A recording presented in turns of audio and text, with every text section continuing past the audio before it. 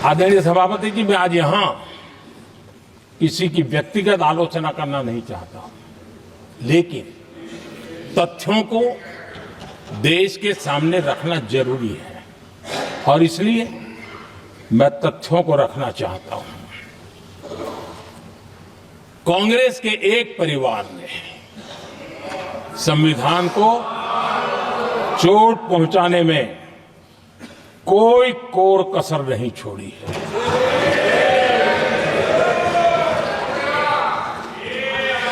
और मैं इसलिए एक परिवार का उल्लेख करता हूं कि 75 साल की हमारी यात्रा में 55 साल एक ही परिवार ने राज किया है। इसलिए देश को क्या क्या हुआ है ये जानने का अधिकार है। और इस परिवार के कुविचार, कुरीति, कुनीति, इसकी परंपरा निरंतर चल रही है। हर स्तर पर इस परिवार ने संविधान को चुनौती दी। आदरणीय सभापति जी, 1947 टू 1952 इस देश में इलेक्टेड गवर्नमेंट नहीं थी। एक अस्थाई व्यवस्था थी, एक सिलेक्टेड सरकार थी और चुनाव नहीं हुए थे।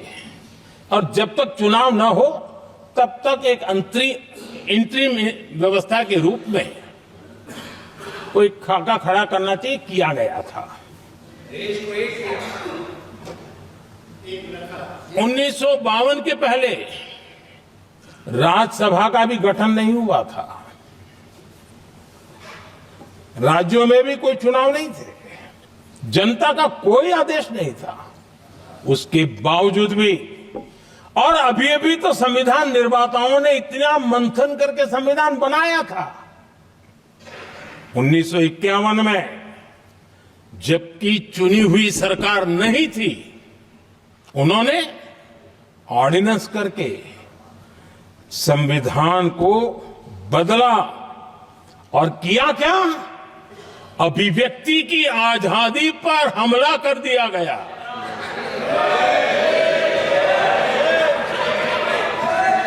और ये संविधान निर्माताओं का भी अपमान था, क्योंकि ऐसी बातें कोई संविधान सभा में नहीं आई होगी, ऐसा नहीं है, लेकिन वहां उनकी चली नहीं। तो बाद में जैसे ही मौका मिला, उन्होंने अभिव्यक्ति की आजादी को, उस पर उन्होंने हथौड़ा मार दिया। और ये संविधान निर्माताओं का घोर अपमान है। अपने मन की चीजें जो संविधान सभा के अंदर नहीं करवा पाए, उन्होंने पिछले दरवाजे से किया, और वो भी चुनी हुई सरकार के वो प्रधानमंत्री नहीं थे, उन्होंने पाप किया था। इतना ही नहीं, आदरणीय सभापति जी, उसी दौरान उस समय के प्रधानमंत्री पंडित नेहरू जी ने मुख्यमंत्रियों को एक चिट्ठी लिखी थी। उस चिट्ठी में उन्होंने लिखा था, नेहरू जी लिखते हैं, अगर संविधान हमारे, आगे नेहरू जी लिखते हैं, अगर संविधान हमारे रास्ते के बीच में आ जाए, ये नेहरू जी लिख रहे हैं, अगर संविधान हमारे रास्ते के बीच में आ जाए, आगे नेहरू जी कह रहे हैं, तो हर हाल में संविधान में परिवर्तन करना चाहिए। ये नेहरू जी ने मुख्यमंत्रियों को चिट्ठी लिखी।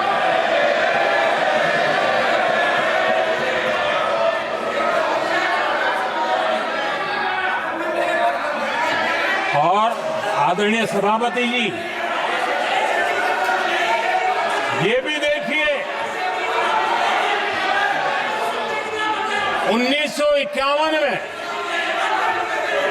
ये पाप किया गया, लेकिन देश चुप नहीं था। उस समय राष्ट्रपति डॉक्टर राजेंद्र प्रसाद जी ने चेताया ये गलत हो रहा है। उस समय स्पीकर पद पर बैठे हुए हमारे स्पीकर महोदय ने भी पंडित जी को कहा गलत कर रहे हो। इतना ही नहीं, आचार्य कृपलानी जी, जयप्रकाश नारायण जैसे महान कांग्रेसी लोगों ने भी पंडित नेहरू ने कहा कि ये रोको, लेकिन पंडित जी का अपना संविधान चलता था और इसलिए उन्होंने इतने वरिष्ठ महानुभावों की सलाह मानी नहीं और उसे भी उन्होंने दरकिनार कर दिया। और आदरणीय सभापति जी, ये संविधान संशोधन करने का ऐसा खून कांग्रेस के मुंह लग गया कि समय समय पर वो संविधान का शिकार करती रही। ये खून मुंह पे लग गया। इतना ही नहीं, संविधान के स्पिरिट को लहू लहान करती रही। आदरणीय सभापति जी, करीब 6 दशक में 75 बार संविधान बदला गया। आदरणीय सभापति जी, जो बीज देश के पहले प्रधानमंत्री जी ने बोया था, उस बीज को खाद पानी देने का काम एक और प्रधानमंत्री ने किया। उनका नाम था श्रीमती इंदिरा गांधी।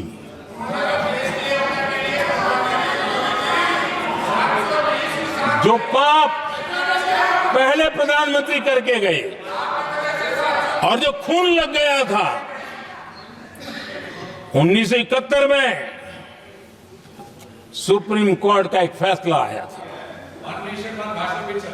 उस सुप्रीम कोर्ट के फैसले को संविधान बदल करके पलट दिया गया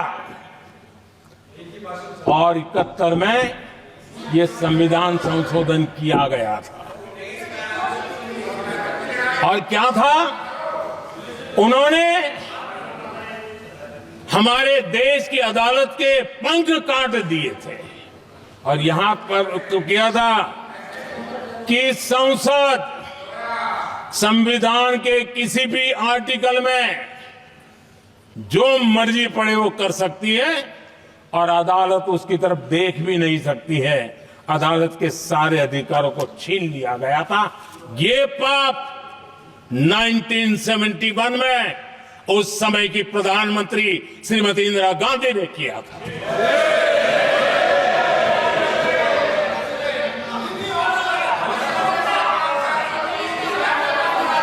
और इस परिवर्तन ने इंदिरा जी की सरकार को मौलिक अधिकारों को छीनने का और न्यायपालिका पर नियंत्रण करने का अधिकार दिया, सक्षम बना दिया था। आदरणीय सभापति जी,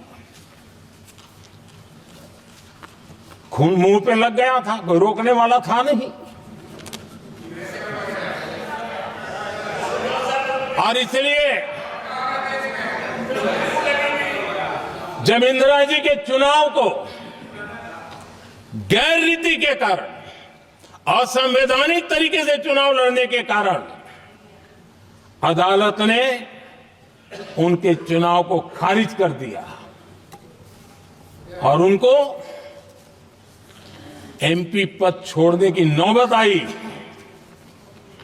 तो उन्होंने गुस्से में आकर के देश पर इमरजेंसी थोप दी, आपातकाल लगा दिया अपनी कुर्सी बचाने के लिए। और उसके बाद इतना ही नहीं, उन्होंने इमरजेंसी तो लगाई, संविधान का दुरुपयोग तो किया ही किया, भारत के लोकतंत्र का गला तो घोंट ही दिया, लेकिन 1975 में 39वां संशोधन किया और उसमें उन्होंने क्या किया? राष्ट्रपति, उपराष्ट्रपति, प्रधानमंत्री, अध्यक्ष, इनके चुनाव के खिलाफ कोई कोर्ट में जा ही नहीं सकता है, ऐसा उन्होंने, और वो भी रिट्रोस्पेक्टिव किया। आगे के लिए नहीं, पीछे का भी, अपने पापों का भी उन्होंने। और आदरणीय सभापति जी, मैं संविधान की बात कर रहा हूं, मैं संविधान के आगे पीछे कुछ नहीं बोल रहा हूं।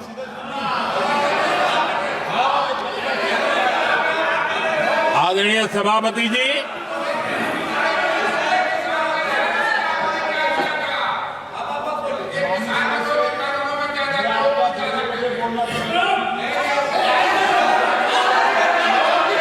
आदरणीय सभापति जी, इमरजेंसी में लोगों के अधिकार छीन लिए गए, देश के हजारों लोगों को जेलों में ठूंस दिया गया, न्यायपालिका का गला घोंट दिया गया, अखबारों की स्वतंत्रता पर ताले लगा दिए गए। इतना ही नहीं, कमिटेड जुडिशरी, इस विचार को उन्होंने पूरी ताकत दी। और इतना ही नहीं, जिस जस्टिस एच.आर. खन्ना ने उनके चुनाव में उनको खिलाफ जो जजमेंट दिया था, वो इतना गुस्सा भरा था कि जब जस्टिस एच.आर. खन्ना, जो सीनियरिटी के आधार पर सुप्रीम कोर्ट के चीफ जस्टिस बनने थे, जिन्होंने संविधान के सम्मान करते हुए उस स्पिरिट से इंदिरा जी को सजा दी थी, उन्होंने मुख्य न्यायाधीश नहीं बनने दिया। ये संविधान और लोकतांत्रिक प्रक्रिया रही।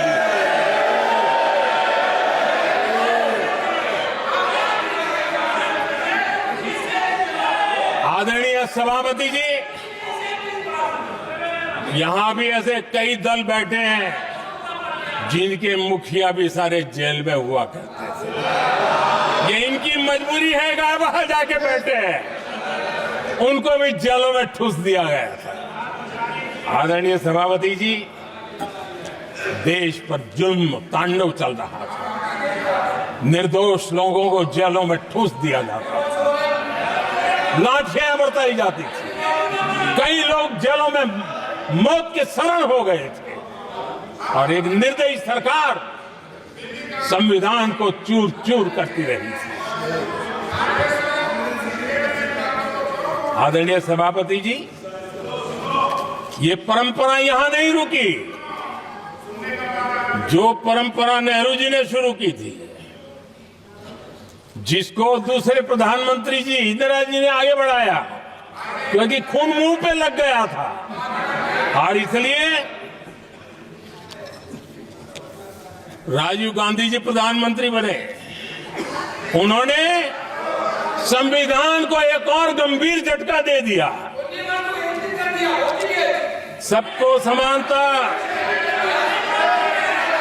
सबको समानता, सबको न्याय, उस भावना को चोट पहुंचाई। आदरणीय सभापति जी, आपको मालूम है, सुप्रीम कोर्ट ने शाहबानो का जजमेंट दिया था।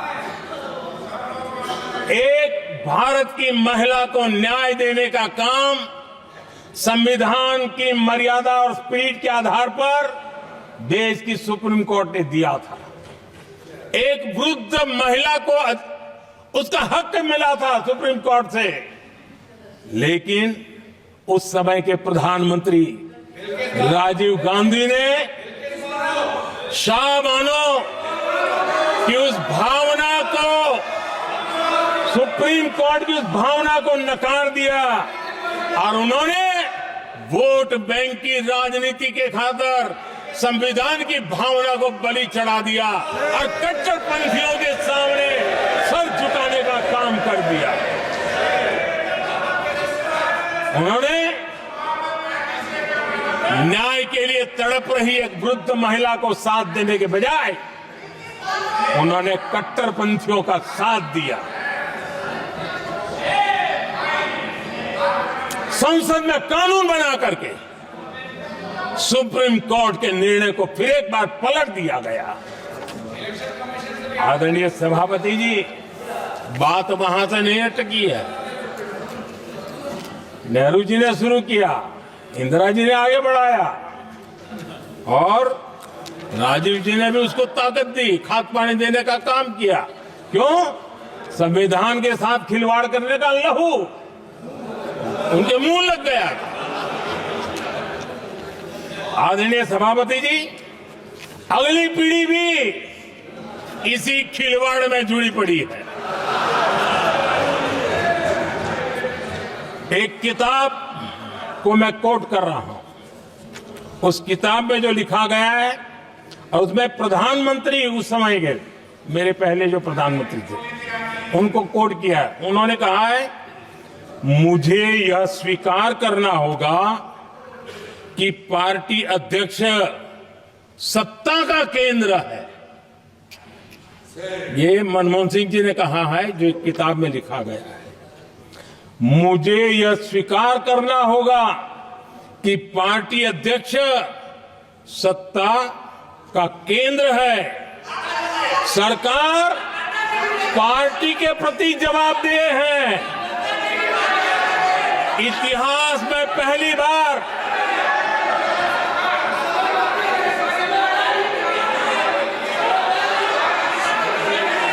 आदरणीय सभापति जी, नहीं, आप सदन इतिहास में पहली बार ये तरीका बिल्कुल ठीक नहीं है। सदन के नेता बोल रहे हैं, आपको मर्यादा रखनी चाहिए। ऐसे सदन नहीं चलेगा इस तरीके से, गलत तरीका आपका ये। माननीय प्रधानमंत्री जी, आदरणीय सभापति जी, इतिहास में पहली बार संविधान को ऐसी गहरी चोट पहुंचा दी गई। संविधान निर्माताओं ने चुनी हुई सरकार और चुने हुए प्रधानमंत्री की कल्पना तक ही हमारा संविधान था, लेकिन इन्होंने तो प्रधानमंत्री के ऊपर एक गैर संवैधानिक, और जिसने कोई शपथ भी नहीं लिया था, नेशनल एडवाइजरी काउंसिल पीएमओ के भी ऊपर बैठा दिया। पीएमओ के ऊपर अघोषित दर्जा दे दिया गया।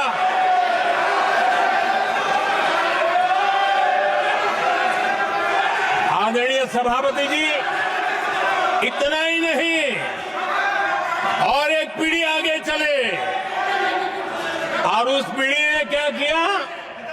भारत के संविधान के तहत देश की जनता जनार्दन सरकार चुनती है और वो सरकार का मुखिया कैबिनेट बनाता है। ये संविधान के तहत है। इस कैबिनेट ने जो निर्णय किया, संविधान का अपमान करने वाले अहंकार से भरे लोगों ने पत्रकारों के सामने कैबिनेट के निर्णय को फाड़ दिया। संविधान को हर मौके पर संविधान के साथ खिलवाड़ करना, संविधान को न मानना, ये जिनकी आदत हो गई थी। और दुर्भाग्य देखिए, एक अहंकारी व्यक्ति कैबिनेट के निर्णय को फाड़ दे और कैबिनेट अपना फैसला बदल दे। ये कौन सी व्यवस्था है? आदरणीय सभापति जी, मैं जो कुछ भी कह रहा हूं वो संविधान के साथ क्या हुआ उसी की बात कर रहा हूं। उस समय करने वाले पात्रों को लेकर किसी को परेशानी होती होगी, लेकिन बात संविधान की है। मेरे मन के और मेरे विचारों को मैं अभिव्यक्त नहीं कर रहा हूं।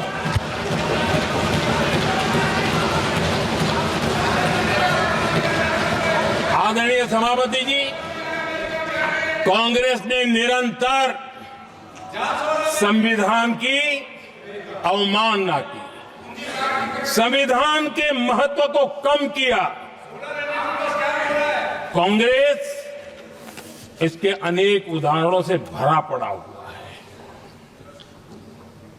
संविधान के साथ धोखेबाजी कैसे करते थे, संवैधानिक संस्थाओं को कैसे नहीं मानते थे, इस देश में बहुत कम लोगों को मालूम होगा। 370 की तो पता है सबको, 35A का पता बहुत कम है। संसद में आए बिना, जबकि संसद में आना पड़ता, संसद को ही अस्वीकार कर दिया गया। भारत के संविधान का अगर कोई पहला पुत्र है तो ये संसद है, उसको भी उन्होंने गला घोंटने का काम किया। 35A जो संसद में लाए बिना उन्होंने देश पर थोप दिया, और अगर 35A न होता तो जम्मू कश्मीर में जो हालत पैदा हुई वो हालत पैदा न हुई होती। राष्ट्रपति के आदेश पर यह काम किया गया और देश की संसद को अंधेरे में रखा गया। आदरणीय सभापति, ये संसद का अधिकार था, कोई अपनी मनमानी से नहीं कर सकता था, लेकिन और उनके पास बहुमत था, कर सकते थे, लेकिन वो नहीं किया क्योंकि पेट में पाप था, देश की जनता से छुपाना चाहते थे। आदरणीय सभापति जी, इतना ही नहीं, बाबा साहब आंबेडकर जिनके प्रति आज सम्मान का भाव सब कोई अनुभव कर रहा है, और हम लोगों के लिए तो बहुत विशेष है, क्योंकि हम लोगों के लिए तो जीवन में बहुत बड़ी जो कुछ भी रास्ते मिले ना वहीं से मिले हैं। आदरणीय सभापति जी, बाबा साहब आंबेडकर, इनके प्रति भी इनके मन में कितनी कटुता भरी थी, कितना द्वेष भरा था, मैं आज उसके डिटेल में जाना नहीं चाहता हूं। लेकिन जब अटल जी की सरकार थी तब बाबा साहब आंबेडकर, उनका जो महापरिनिर्वाण भूमि है, वहां पर अलीपुर रोड पर अटल जी की सरकार में बाबा साहब आंबेडकर जी के स्मृति में एक स्मारक बनाना तय हुआ। अटल जी के समय ये नहीं हुआ। दुर्भाग्य देखिए, 10 वर्ष यूपीए की सरकार रही, उसने इस काम को नहीं किया, न होने दिया। बाबा साहब आंबेडकर का जब हमारी सरकार आई, बाबा साहब आंबेडकर के प्रति हमारा श्रद्धा होने के कारण हमने अलीपुर रोड पर बाबा साहब मेमोरियल बनाया और उसका काम किया। आदरणीय सभापति जी, दिल्ली में जब बाबा साहब आंबेडकर के 1992 में, उस समय चंद्रशेखर जी कुछ समय थे, तब एक निर्णय किया गया था, आंबेडकर इंटरनेशनल सेंटर यही जनपद के पास 40 साल तक वो कागज पे ही पड़ा रहा, नहीं किया गया। और तब जाकर के 2015 में हमारी सरकार आई और हमने आकर के इस काम को पूरा किया। बाबा साहब को भारत रत्न देने का काम भी जब कांग्रेस सत्ता से बाहर गई तब संभव हुआ। इतना ही नहीं, आदरणीय सभापति जी, बाबा साहब आंबेडकर के 125 साल तो हमने पूरी दुनिया में बनाए थे, विश्व के 120 देशों में बनाने का काम किया था। लेकिन जब बाबा साहब आंबेडकर की शताब्दी थी, तब अकेली बीजेपी की सरकार थी मध्य प्रदेश में। सुंदरलाल जी पटवा हमारे मुख्यमंत्री जी थे। और महू में जहां बाबा साहब आम्बेडकर जी का जन्म हुआ था, उसको एक स्मारक के रूप में पुनर्निर्माण करने का काम सुंदरलाल पटवारी जी जब मुख्यमंत्री थे तब मध्य प्रदेश में हुआ था। शताब्दी के समय भी उनके साथ यही किया गया था। आदरणीय सभापति जी,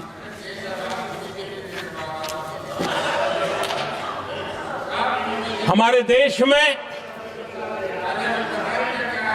बाबा साहब आम्बेडकर एक दीर्घदृष्टा थे। समाज के दबे कुचले लोगों को मुख्य धारा में लाने के लिए वो प्रतिबद्ध थे और एक लंबे सोच के साथ भारत को अगर विकसित होना है तो भारत का कोई अंग दुर्बल नहीं रहना चाहिए, ये चिंता बाबा साहब को सताती थी।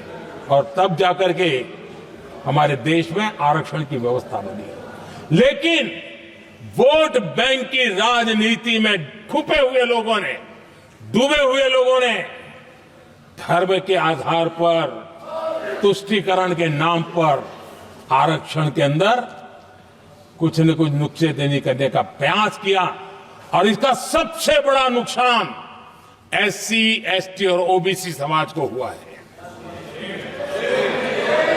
आदरणीय सभापति जी, आरक्षण की कथा बहुत लंबी है। नेहरू जी से लेकर के राजीव गांधी तक कांग्रेस के प्रधानमंत्रियों ने आरक्षण का घोर विरोध किया है। हिस्ट्री कह रही है आरक्षण के विरोध में लंबी लंबी चिट्ठियां स्वयं नेहरू जी ने लिखी है, मुख्यमंत्रियों को लिखी है। इतना ही नहीं, सदन में आरक्षण के खिलाफ लंबे लंबे भाषण इन लोगों ने किए हैं। बाबा साहब आम्बेडकर समता के लिए और भारत में संतुलित विकास के लिए आरक्षण के लेकर के आए। उन्होंने उसके खिलाफ भी झंडा ऊंचा किया हुआ था। दशकों तक मंडल कमीशन के रिपोर्ट को डिब्बे में डाल दिया था। जब कांग्रेस को देश ने हटाया, जब कांग्रेस गई, तब जाकर के ओबीसी को आरक्षण मिला। तब तक ओबीसी को आरक्षण नहीं मिला। ये कांग्रेस का पाप है। अगर उस समय मिला होता तो आज देश के अनेक पदों पर ओबीसी समाज के लोग भी देश की सेवा करते, लेकिन नहीं करने दिया, नहीं होने दिया। ये पाप इन्होंने किया था। आदरणीय सभापति जी, जब हमारे यहां संविधान का निर्माण चल रहा था, तब संविधान निर्माताओं ने धर्म के आधार पर आरक्षण होना चाहिए कि नहीं होना चाहिए, इस विषय पर घंटों तक, दिनों तक गहन चर्चा की है, विचार विमर्श किया है और सबका मत बना है कि भारत जैसे देश की एकता और अखंडता के लिए धर्म के, संप्रदाय के आधार पर आरक्षण नहीं हो सकता है। सुविचारित मत था, ऐसा नहीं कि भूल गए थे, रह गया था। सोच विचार कर तय किया गया था कि भारत की एकता और अखंडता के लिए संप्रदाय और धर्म के आधार पर यह नहीं होगा। लेकिन कांग्रेस ने सत्ता सुख के लिए, सत्ता भूख के लिए, अपनी वोट बैंक को खुश करने के लिए धर्म के आधार पर आरक्षण का नया खेल खेला है, जो संविधान की भावना के खिलाफ है। इतना ही नहीं, दे भी दिया कुछ जगह पे और सुप्रीम कोर्ट से झटके लग रहे हैं। और इसलिए अब दूसरे बहाने से बहाने बता रहे हैं, ये करेंगे, वो करेंगे। मन में साफ है, धर्म के आधार पर आरक्षण देना चाहते हैं, इसलिए खेल खेले जा रहे हैं। संविधान निर्माताओं के भावनाओं पर गहरी चोट करने का यह निर्लज्ज प्रयास है। आदरणीय सभापति जी, आदरणीय सभापति जी,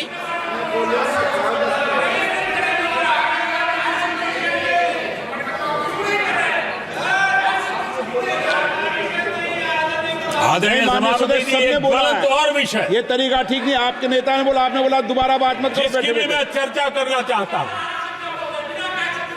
और वो ज्वलंत विषय समान नागरिक संहिता, यूनिफॉर्म सिविल कोड। ये विषय भी संविधान सभा के ध्यान बाहर नहीं था। संविधान सभा ने यूनिफॉर्म सिविल कोड को लेकर के लंबी चर्चा की, गहन चर्चा की, और उन्होंने बहस के बाद निर्णय किया कि अच्छा होगा कि जो भी सरकार चुन करके आए वो उसका निर्णय करे और देश में यूनिफॉर्म सिविल कोड लागू करे। ये संविधान सभा का आदेश था। और बाबा साहब आंबेडकर ने कहा था, जो लोग संविधान को समझते नहीं है, देश को समझते नहीं है, सत्ता भूख सेवा कुछ पड़ा नहीं है, उनको पता नहीं है बाबा साहब ने क्या कहा था। बाबा साहब ने कहा था, धार्मिक आधार पर बने, ये मैं बाबा साहब की बात कर रहा हूं, इतना वीडियो कट करके घुमाना मत। आदरणीय सभापति जी, बाबा साहब ने कहा था, धार्मिक आधार पर बने पर्सनल लॉ को खत्म करने की बाबा साहब ने जोरदार वकालत की थी। उस समय के सदस्य के.एम. मुंशी जी ने कहा था, समान नागरिक संहिता को राष्ट्र की एकता और आधुनिकता के लिए अनिवार्य बताया था। कमा मुंशी जी ने। सुप्रीम कोर्ट ने भी कई बार कहा है कि देश में यूनिफॉर्म सिविल कोड जल्द से जल्द लाना चाहिए। सरकारों को आदेश दिए हैं सुप्रीम कोर्ट ने, और उसी संविधान की भावना को ध्यान में रखते हुए, संविधान निर्माताओं की भावनाओं को ध्यान में रखते हुए हम पूरी ताकत से लगे हुए हैं सेक्युलर सिविल कोड के लिए। और आज कांग्रेस के लोग संविधान निर्माताओं की भावना का भी, सुप्रीम कोर्ट की भावना का भी अनादर कर रहे हैं, क्योंकि उनकी राजनीति को सूट नहीं करता है।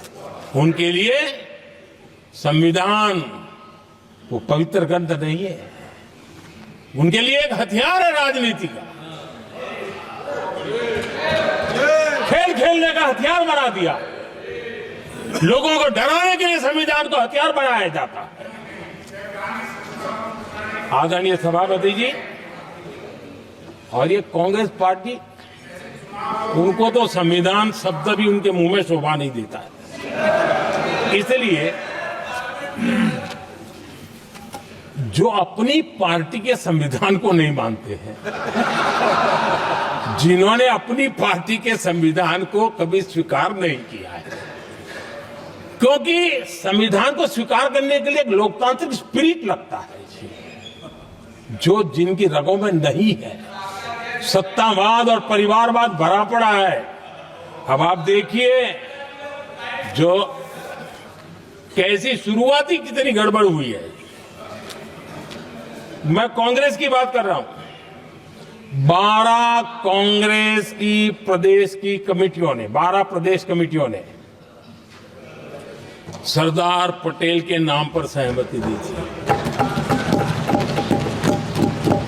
नेहरू जी के साथ एक भी कमेटी नहीं थी, नॉट अ सिंगल।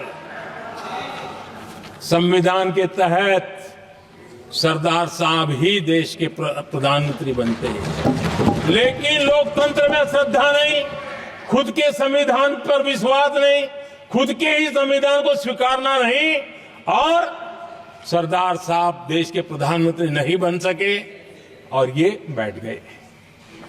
जो लोग अपनी पार्टी के संविधान को, जो लोग अपनी पार्टी के संविधान को नहीं मानते, वो कैसे देश के संविधान को स्वीकार कर सकते हैं।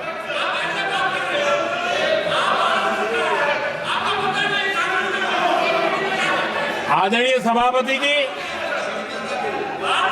जो लोग संविधान में लोगों के नाम ढूंढते रहते हैं, मैं जरा बताना चाहता हूं। कांग्रेस पार्टी के एक अध्यक्ष हुआ करते थे और वो अति पिछड़े समाज से आते थे। अति पिछड़े, पिछड़े भी नहीं, अति पिछड़े, अति पिछड़े समाज से आते हुए उनके अध्यक्ष श्रीमान सीताराम केसरी जी, कैसा अपमान किया गया।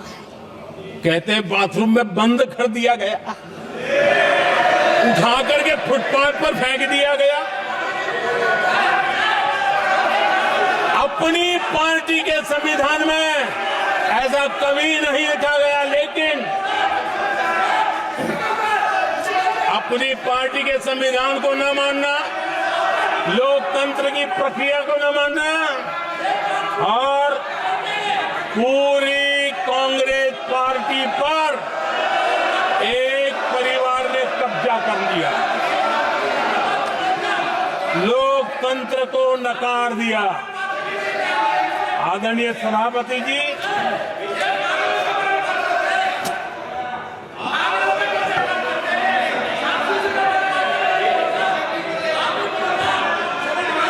तो आपके सदस्यों ने क्या क्या बोला था, ठीक नहीं है।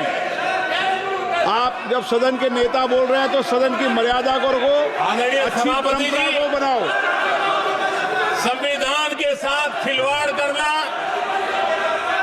संविधान के स्पिरिट को तहस नहस करना, ये कांग्रेस की रगों में रहा है। हमारे लिए संविधान, उसकी पवित्रता, उसकी शुचिता हमारे लिए सर्वोपरि है। कांग्रेस के लिए सत्ता सुख, सत्ता की भूख, यही एकमात्र कांग्रेस का इतिहास है, कांग्रेस का वर्तमान है। और कल्याणकारी राज्य का मतलब है जहां नागरिकों को भी गरिमा प्राप्त हो, उनको गरिमामय जीवन की गारंटी मिलनी चाहिए। हमारे कांग्रेस के साथियों को एक शब्द बहुत प्रिय है, मैं आज उस शब्द का उपयोग करना चाहता हूं। और उनका सबसे प्रिय शब्द, जिसके बिना वो जी नहीं सकते, वो शब्द है जुमला। कांग्रेस के हमारे साथी, उनको दिन रात जुमला, लेकिन इस देश को पता है, हिंदुस्तान में अगर सबसे बड़ा जुमला कोई था और वो 4 पीढ़ी ने चलाया, वो जुमला था गरीबी हटाओ। ये ऐसा जुमला था, ये गरीबी हटाओ ऐसा जुमला था। उनकी राजनीति की रोटी तो सिकती थी, लेकिन गरीब का हाल ठीक नहीं होता।